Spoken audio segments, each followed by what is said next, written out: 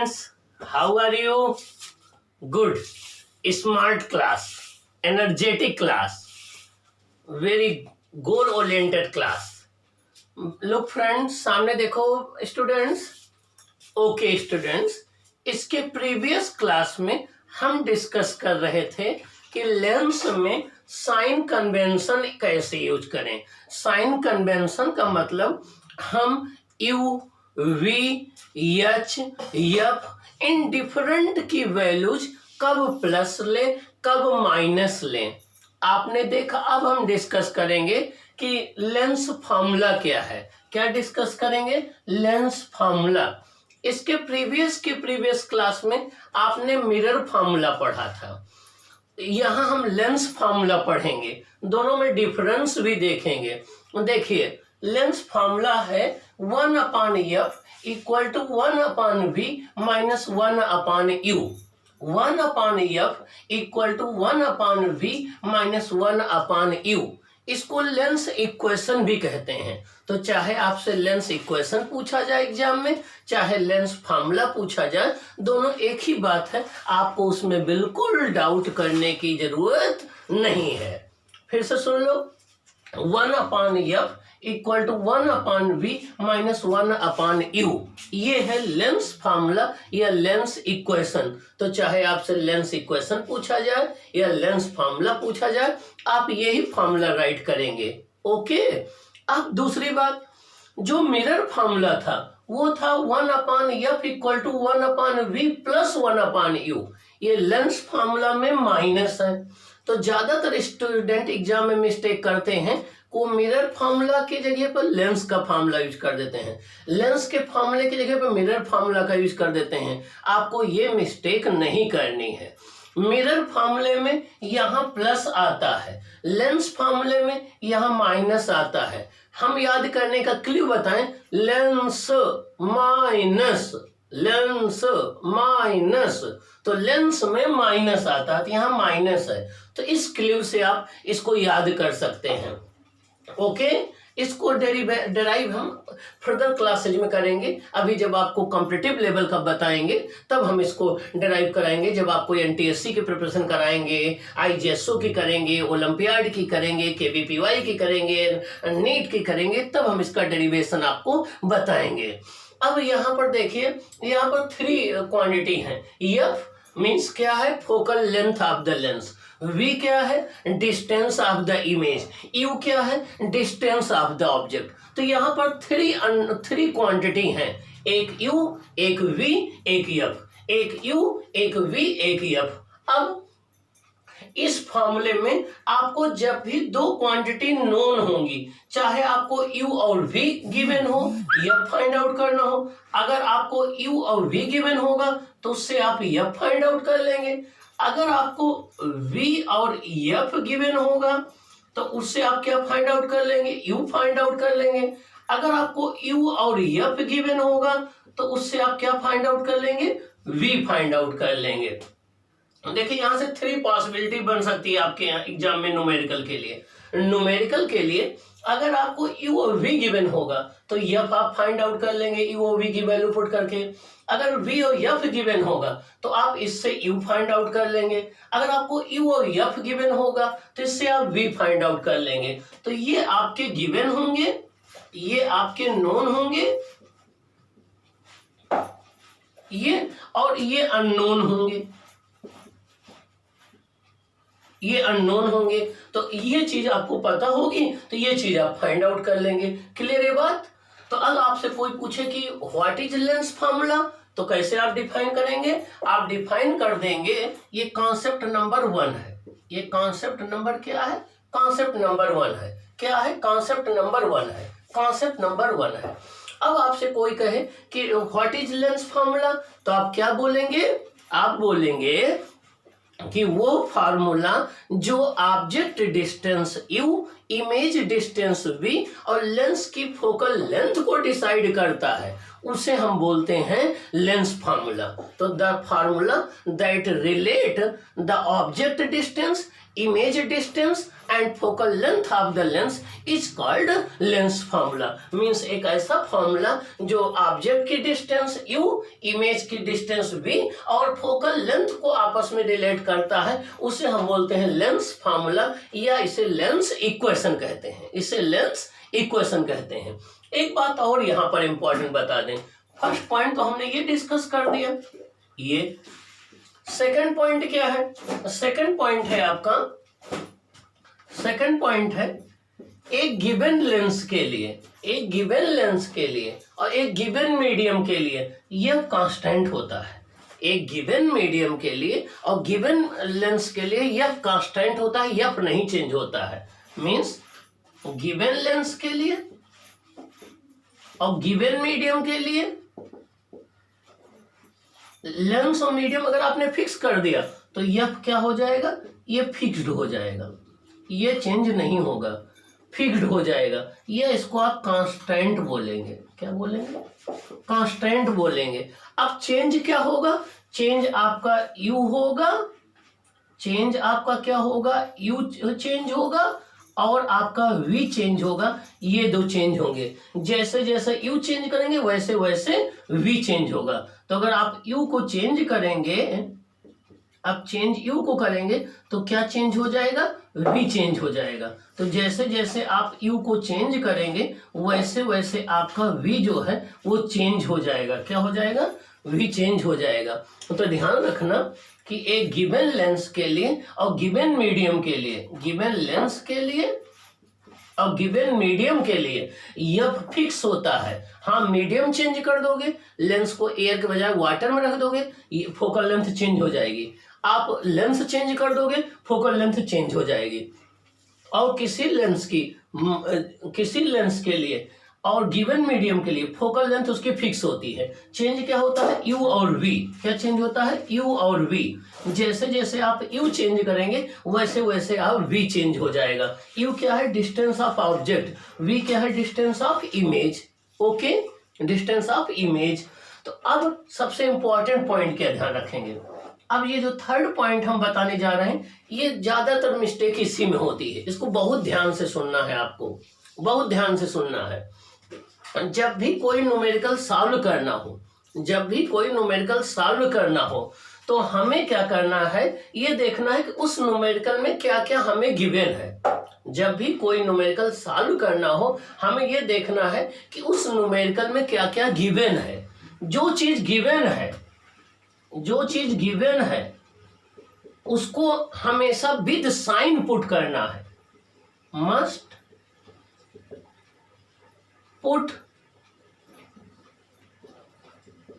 With sign.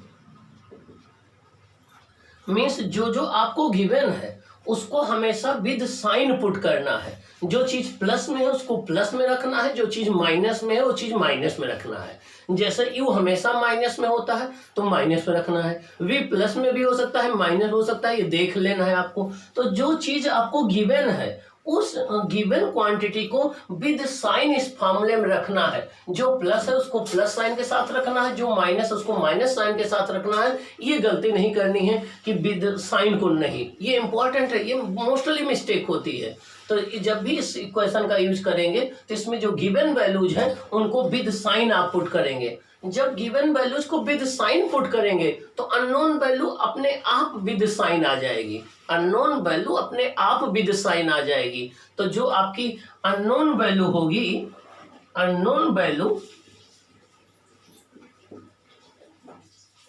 वो अपने आप विद साइन जो है वो आ जाएगी जब आप विद साइन रखेंगे। तो ये चीज बहुत ध्यान रखना है कि जब भी आप लेंस के न्यूमेरिकल सॉल्व करेंगे तो उसमें u और v की गिवन वैल्यू को विद साइन पुट करेंगे। क्या करेंगे? विद साइन पुट करेंगे। तो जो चीज आपको चाहिए, जो चीज फाइंड आउट करना है वो ऑटोमेटिक विद साइन आ जाएगी। ओके, ये थर्ड पॉइंट हो गया। अब फोर्थ पॉइंट आपको क्या ध्यान रखना है? फोर्थ पॉइंट आपको ये ध्यान रखना है कि जब आप इसको सॉल्व करेंगे, अब आपसे क्वेश्चन में न्यूमेरिकल क्या पूछा जाता है एग्जाम में, ठीक ना। फोर्थ पॉइंट देखिए, फोर्थ पॉइंट में आपको ये ध्यान रखना है, फोर्थ पॉइंट में आपको ये ध्यान रखना है कि अब हम डिस्कस करेंगे कि जब न्यूमेरिकल में कहा जाए पोजीशन ऑफ द इमेज, क्या पूछा जाएगा? देखिए आपसे क्या कहा जाए, पोजीशन ऑफ इमेज।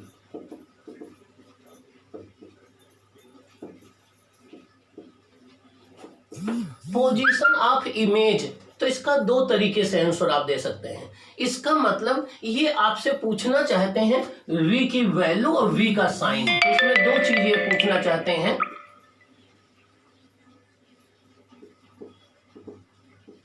v की वैल्यू और v का साइन।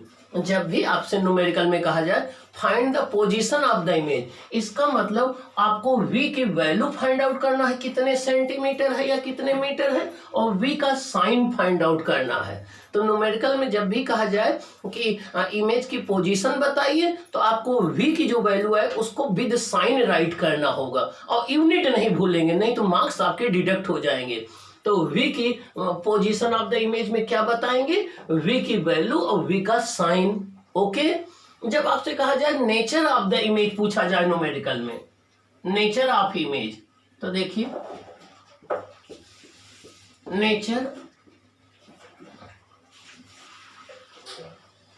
नेचर ऑफ इमेज जब आपसे पूछा जाए, क्या पूछा जाए, नेचर ऑफ इमेज। तो नेचर ऑफ इमेज में वो आपसे क्या जानना चाहते हैं, ये मैं आपको बता दूं। नेचर ऑफ इमेज में वो आपसे जानना चाहते हैं कि जो इमेज बन रहा है वो रियल है या रियल और इन्वर्टेड है या वर्चुअल और इरेक्ट है। तो नेचर ऑफ द इमेज में आपको लिखना है, नेचर ऑफ द इमेज में रियल, अगर रियल आएगा तो रियल के साथ हमेशा क्या आएगा, इन्वर्टेड आएगा। क्या आएगा, इन्वर्टेड आएगा।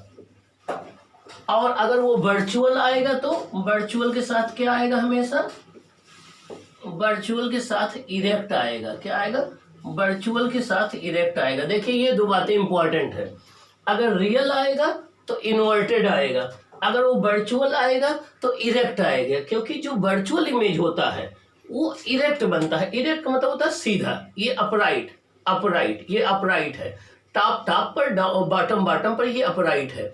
तो वर्चुअल इमेज ऑलवेज जो है वो इरेक्ट होता है, रियल इमेज हमेशा इन्वर्टेड होता है। तो जब भी वो आपसे कहे कि नेचर ऑफ द इमेज, तो आपको दो आंसर लिखना है, एक तो रियल है और इन्वर्टेड है ये बताना है, और दूसरा आपको वर्चुअल एंड इरेक्ट है ये बताना है। अब आपसे पूछा जाए साइज ऑफ इमेज, अब एक बात और पूछी जाती है कि find the position, nature and size of image. तो साइज ऑफ इमेज में आप क्या मेंशन करेंगे, देखिए साइज ऑफ इमेज में आप क्या मेंशन करेंगे, ये देख लीजिए। साइज ऑफ इमेज में देखिए, साइज ऑफ इमेज में आप मेंशन करेंगे, जब भी आपसे साइज पूछा जाएगा तो साइज का मतलब ये हो गया कि इमेज छोटा है ऑब्जेक्ट से या बड़ा है। देखिए जब साइज आपसे पूछा जाएगा, साइज ऑफ इमेज, देखिए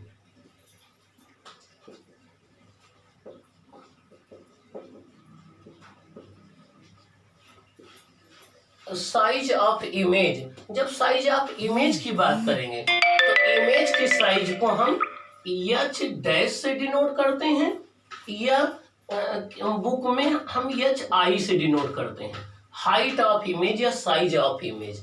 तो यहां से आपको क्या आंसर देना है, पहला आपको आंसर इस फॉर्म में राइट करेंगे, क्या, अगर इमेज ऑब्जेक्ट से छोटा है तो छोटे होने को डिमिनिश्ड बोलते हैं या smaller than the size of object बोलते हैं। तो अगर आपका इमेज एच लेस देन है एच से, मीन्स इमेज का साइज ऑब्जेक्ट के साइज से छोटा है, इमेज का साइज ऑब्जेक्ट के साइज से छोटा है, तब आप क्या बोलेंगे, डिमिनिश्ड, या तो आप डिमिनिश्ड लिखेंगे और या तो लिखेंगे smaller, smaller than the size of object, smaller than the size of object, smaller than the size of object. तो चाहे आप डिमिनिश्ड लिखेंगे चाहे smaller than the size of object लिखेंगे, दोनों एक ही बात है। और यहाँ पर मैं आपको एडवाइस ये दूं कि आप एच डैश की वैल्यू को कैलकुलेट कर देंगे। क्या करेंगे? एच डैश की वैल्यू को कैलकुलेट करके राइट कर देंगे, देन जो है बेटर रहेगा, देन बेटर रहेगा। तो फिर से सुन लो बच्चों, जब से आपसे कहा जाए कि साइज ऑफ द इमेज बताइए, इसका मतलब आपसे एच डैश या एच आई वो जानना चाहते हैं। एच डैश मतलब height of image, H I मतलब हाइट ऑफ इमेज। तो आप अब यहाँ पर दो केस हैं, H I less than H I less than H है। इसका मतलब ये हो गया कि जो इमेज की हाइट है वो ऑब्जेक्ट से छोटी है। मान लो इमेज 2 सेंटीमीटर है, ऑब्जेक्ट 5 सेंटीमीटर है, तो इस केस में पहले एच डैश की वैल्यू निकाल लो, फिर आप लिख दोगे डिमिनिश्ड, और या तो लिखोगे smaller than the size of object. कहीं कहीं हाईली डिमिनिश्ड लिखा जाता है जब बहुत छोटी होती है। तो जब ऑब्जेक्ट इन्फिनिटी में होती है तो इमेज फोकस पर बनता है, हाईली डिमिनिश्ड लिखते हैं, फिर डिमिनिश्ड लिखते हैं, तो ये आ जाएगा। अगर इसका दूसरा केस है, दूसरा केस का मतलब ये हो गया कि अगर आपका इमेज का साइज जो है वो ऑब्जेक्ट से बड़ा है। अब दूसरा केस देख लीजिए, इसका दूसरा केस ये है, देखिए सेकंड केस इसका है, सेकंड केस इसका है if H dash is greater than H. इसका मतलब वो हो गया कि इमेज की हाइट ऑब्जेक्ट की हाइट से बड़ी है। इसका क्या मतलब हुआ बच्चों? इमेज की हाइट ऑब्जेक्ट की हाइट से बड़ी है। इस केस में हम लिखते हैं मैग्नीफाइड, इस केस में हम लिखते हैं मैग्नीफाइड, या हम इसको लिखते हैं इनलार्ज्ड। दो वर्ड यूज करते हैं, मैग्नीफाइड या हाईली मैग्नीफाइड, इनलार्ज्ड। मतलब क्या हुआ? सपोज को लो इमेज 10 सेंटीमीटर है, ऑब्जेक्ट 2 सेंटीमीटर है, तो इस केस में ये मैग्नीफाइड कहलाएगा या इनलार्ज्ड कहलाएगा। या आप लिख सकते हैं जो है larger than the object, larger than the object. तो जब भी इमेज का साइज ऑब्जेक्ट के साइज से बड़ा होता है तो उसे मैग्नीफाइड या इनलार्ज्ड कहते हैं, जब भी छोटा होता है तो उसे डिमिनिश्ड कहते हैं। अब इस केस में हम आपको एडवाइस ये देंगे कि आप इस केस में एच डैश की वैल्यू को कैलकुलेट कर दीजिए, और कैलकुलेट करने के बाद जो है फिर ये राइट करिए कि वो डिमिनिश्ड है या इनलार्ज है, फिर ये राइट करिए तो ज़्यादा बेटर रहेगा। ओके, तो ये आपका रहा लेंस फार्मूला, और इस लेंस फार्मूले के हेल्प से आप जो है वो न्यूमेरिकल सॉल्व करेंगे। एक बार फिर मैं बता दूं, यहाँ पर जब मिरर फार्मूला आता है तो यहाँ प्लस हो जाता है, लेंस फार्मूले में यहाँ माइनस रहता है। दूसरी बात, मिरर में जब वर्चुअल इमेज बनता है, मिरर में जब वर्चुअल इमेज बनता है तो उस केस में v प्लस में होता है, रियल इमेज में v माइनस में होता है, जबकि लेंस में रिवर्स होता है। लेंस में आपका वर्चुअल के केस में आपका जो है वो आपका माइनस में होता है, रियल के केस में प्लस में होता है। तो लेंस और मिरर में कुछ डिफरेंसेज भी हैं, उनको आपको याद रखना है। क्या करना है? याद रखना है। और इन लेंसेज का यूज हम डिफरेंट ऑप्टिकल इंस्ट्रूमेंट में करते हैं, जैसे हम सिंपल माइक्रोस्कोप में करते हैं, टेलीस्कोप में करते हैं, अपने स्पेक में करते हैं। स्पेक में हम लेंस का यूज करते हैं। लेंस प्लास्टिक के बन सकते हैं, लेंस ग्लास के बन सकते हैं, लेंस जो है वो किसी भी ट्रांसपेरेंट मटेरियल के बन सकते हैं, बस वो ट्रांसपेरेंट होना चाहिए, ठीक है ना, ओपेक नहीं होना चाहिए। जैसे क्ले का नहीं बन सकता है, ठीक है ना, क्ले ओपेक होती है। ग्लास का बन सकता है, प्लास्टिक का बन सकता है, वाटर का बन सकता है। वाटर को एक कंटेनर में रख करके ग्लास के प्लेट में उसको लेंस टाइप का बना दीजिए, तो किसी भी ट्रांसपेरेंट मटेरियल का बन सकता है। तो लेंस और मिरर में डिफरेंस होता है। लेंस में रिफ्रैक्शन के थ्रू इमेज बनता है, मिरर में रिफ्लेक्शन के थ्रू इमेज बनता है। ओके, लेंस थोड़ा हैवी होता है क्योंकि सॉलिड होता है, और मिरर जो है वो लाइट होता है। मिरर में एक तरफ सिल्वरिंग की होती है, ठीक ना, लेंस में कोई सिल्वरिंग नहीं होती है, ठीक ना। लेंस में 2 रिफ्रैक्टिंग सरफेस होते हैं, मिरर में 1 रिफ्रैक्टिंग सरफेस होता है, 1 रिफ्लेक्टिंग सरफेस होता है। लेंस में 2 रेडियस ऑफ कर्वेचर होते हैं, मिरर में 1 रेडियस ऑफ कर्वेचर होता है।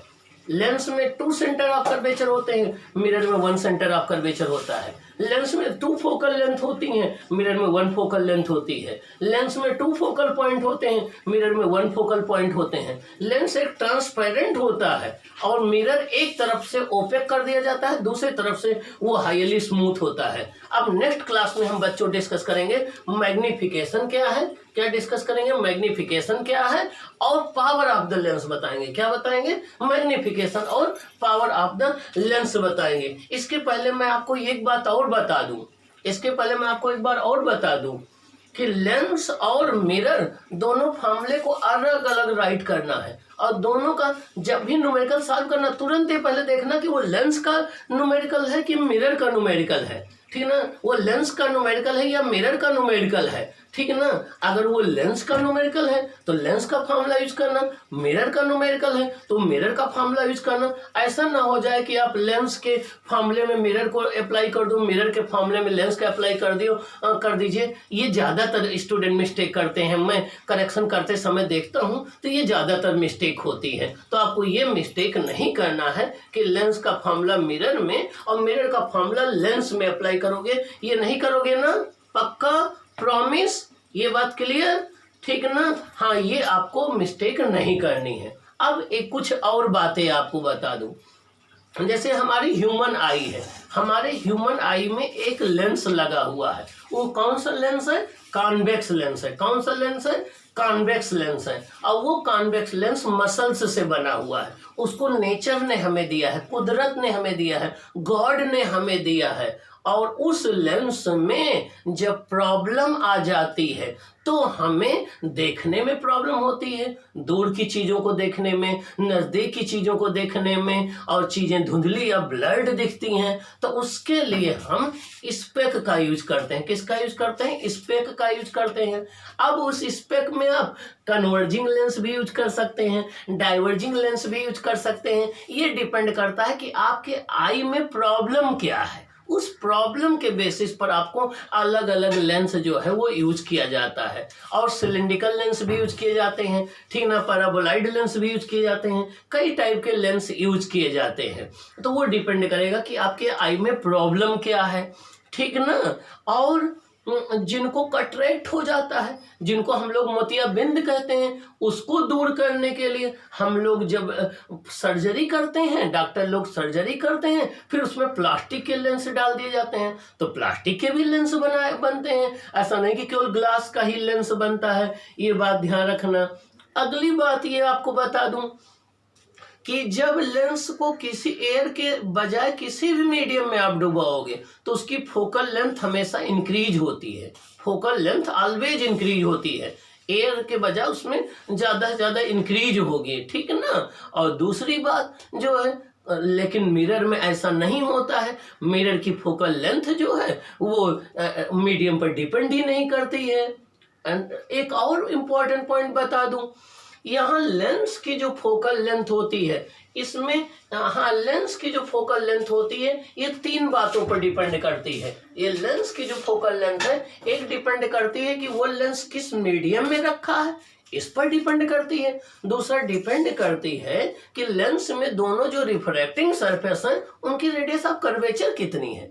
एक प्लेन कॉन्वेक्स लेंस की फोकल लेंथ अलग होगी, एक बाई कॉन्वेक्स लेंस की अलग होगी, ठीक ना। तो लेंस की फोकल लेंथ उसके दोनों रेडियस ऑफ कर्वेचर पर डिपेंड करती है, R1 R2 पर, और दूसरा इस बात पर डिपेंड करती है कि लेंस किस मटेरियल का बना हुआ है, क्या वो ग्लास का बना हुआ है, क्या वो प्लास्टिक का बना हुआ है, उसके मटेरियल पर डिपेंड करती है। अलग अलग मटेरियल के लेंस की फोकल लेंथ अलग अलग होगी। और इस बात पर डिपेंड करता है कि लेंस को किस मीडियम में आपने जाके रखा है, उस मीडियम से भी डिसाइड होगा कि वो लेंस की फोकल लेंथ कम होगी या ज़्यादा होगी, ठीक है ना। अब एक सबसे लास्ट पॉइंट आपको इम्पोर्टेंट मैं बता दूं कि जब भी कोई लेंस, एक तो लेंस के मटेरियल का रिफ्रैक्टिव इंडेक्स होता है, ठीक ना, एक तो लेंस के मटेरियल का रिफ्रैक्टिव इंडेक्स होता है जिस मटेरियल को बना हुआ है, एक जिस मीडियम में रखा जाता है उसका रिफ्रैक्टिव इंडेक्स होता है। जैसे एयर, जैसे मान लीजिए ग्लास का कोई लेंस है, एयर में रखा हुआ है, तो एक तो ग्लास का रिफ्रैक्टिव इंडेक्स हो गया 3/2 या 1.5, और एयर का होता है 1.0003। तो देखिए, अब लेंस के मटेरियल का रिफ्रैक्टिव इंडेक्स ज़्यादा है ना, एयर का कम है ना, तो जब लेंस जिस मीडियम में रखा हो उस मीडियम का रिफ्रैक्टिव इंडेक्स लेंस के मटेरियल से कम होता है तो लेंस के नेचर में कोई चेंज नहीं आता। कॉन्वेक्स है तो वो कॉन्वेक्स की तरह बिहेव करेगा, कॉनकेव है तो कॉनकेव की तरह बिहेव करेगा। लेकिन सपोज कर लो आपने ग्लास से बने हुए लेंस को ले जाकर के डायमंड के अंदर रख दिया। अब डायमंड का रिफ्रैक्टिव इंडेक्स ज्यादा होता है, 2.42 होता है, और ग्लास का 1.5 होता है। अब ग्लास के बने हुए लेंस को आपने डायमंड के अंदर रख दिया, डायमंड का रिफ्रैक्टिव इंडेक्स ज्यादा है, ग्लास का कम है, तो लेंस का नेचर चेंज हो जाएगा। कॉन्वेक्स कॉनकेव की तरह बिहेव करने लगेगा, कॉनकेव कॉन्वेक्स की तरह बिहेव करने लगेगा। तो जब भी किसी हम लेंस को जिस मीडियम में रखते हैं उस मीडियम का रिफ्रैक्टिव इंडेक्स लेंस के मटेरियल से ज्यादा हो तो उस केस में लेंस का नेचर चेंज हो जाता है। कॉन्वेक्स जो है कॉनकेव की तरह बिहेव करेगा, कॉनकेव कॉन्वेक्स की तरह, मतलब कन्वर्जिंग डाइवर्जिंग की तरह बिहेव करेगा और डाइवर्जिंग कन्वर्जिंग की तरह बिहेव करेगा। ये वेरी इंपॉर्टेंट क्वेश्चन है आपके KVPY के लिए, ओलंपियाड के लिए, NTSC के लिए। और लास्ट पॉइंट एक और आपको डिस्कस कर दूं। लास्ट पॉइंट ये है कि सपोज कर लो आपने कोई लेंस बनाया ग्लास का, वो 1.5 उसका रिफ्रैक्टिव इंडेक्स है या 3/2 है। आपने उसको किसी एक ऐसे मीडियम में रख दिया जिसका रिफ्रैक्टिव इंडेक्स 1.5 है। मीन्स लेंस जिस मटेरियल का बना है उसका भी रिफ्रैक्टिव इंडेक्स जो है 1.5 है और जिस मीडियम में रखा उसका भी 1.5 है। अगर दोनों के सेम हैं तो वो लेंस दिखेगा नहीं, इनविजिबल हो जाएगा, वो एक ग्लास प्लेट की तरह बिहेव करेगा, सिंपली ग्लास विंडो की तरह बिहेव करेगा। ये बड़ा इंपॉर्टेंट पॉइंट है। तो जब भी आपसे कोई पूछे ये बताओ बेटा कोई लेंस इनविजिबल कब हो जाएगा, तो आपका आंसर ये होगा कि जब लेंस के मटेरियल का रिफ्रैक्टिव इंडेक्स जिस मीडियम में रखा है उसके इक्वल होगा तो वो लेंस क्या हो जाएगा, इनविजिबल हो जाएगा। क्या हो जाएगा, इनविजिबल हो जाएगा, ठीक ना, वो दिखेगा नहीं, वो एक प्लेन ग्लास प्लेट की तरह बिहेव करेगा। तो आप इसकी प्रैक्टिस करेंगे, इस पर बेस्ड न्यूमेरिकल आएंगे। आपको न्यूमेरिकल में स्ट्रांग होना है। हमारा जो स्टूडेंट न्यूमेरिकल में एक्सपर्ट होगा वही चल करके बोर्ड में टॉप करेगा, वही IIT में टॉप करेगा, वही नीट में टॉप करेगा, वही NDA में टॉप करेगा, वही आर्मी ऑफिसर बनेगा। ओके।